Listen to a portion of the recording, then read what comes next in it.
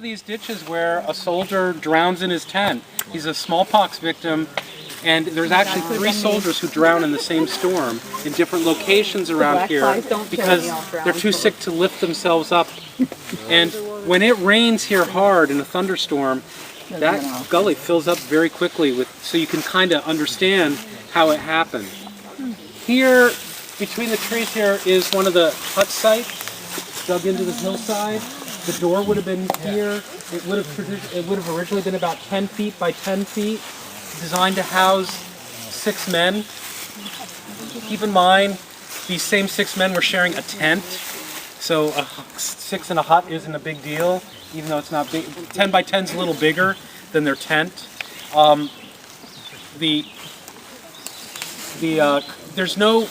It's not like at Valley Forge where it's a very orderly construction of huts and it's a winter encampment. Here it's a, let's get out of these tents because the winter's coming. There's no orderliness to them. There's no rows of, so it's challenging to, they're scattered all through the hillside here.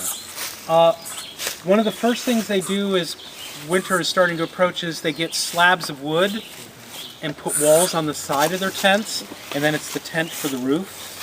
And then it kind of converts into a log structure, and for a while the log structure might just be 3 or 4 feet high with then the tent on top of it.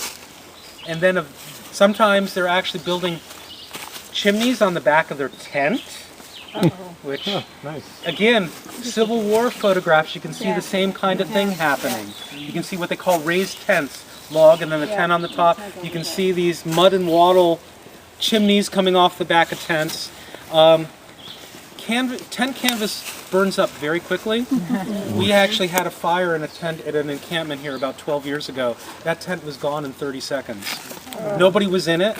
Somebody left a candle lantern unattended.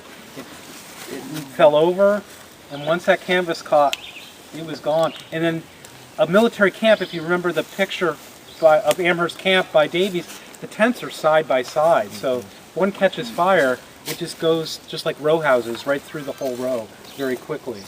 So fire is a big danger, but they also don't always think about, being warm is more important than not starting a fire in camp sometimes. So there's a number of these all over, and to date we haven't had an opportunity. I'd love to see them GPSed and plotted on a map to see if there is any apparent orderliness that we're not seeing just looking. So down here all the way up to the top of the hill, this is the only real clear one we'll see on this trail, but you might see some other depressions that indicate that. Have they done any artifact digs here? Like, how do they know that someone has... We have not done any organized archaeology here. One of the a couple challenges with archaeology, once you do it, you've ruined the site. So we tend not to do archaeology unless we have to. When we built the Mars Education Center, we spent 3 years doing archaeology and the footprint of that. We came up with 10,000 artifacts. That archaeology ended in 2001. We still have a full-time volunteer, 30 hours a week, cataloging all that stuff. So you have to be able to take care of the stuff when it comes out of the ground too. So we're on the verge of some new construction here in the next 5 to 7 years, and before that happens, we're going to have to do archaeology in those locations. So probably the first place we're going to be doing it is along the shoreline, and who knows what we're going to find in that area. So we'll be doing archaeology. We just haven't done any organized archaeology the last 10 years.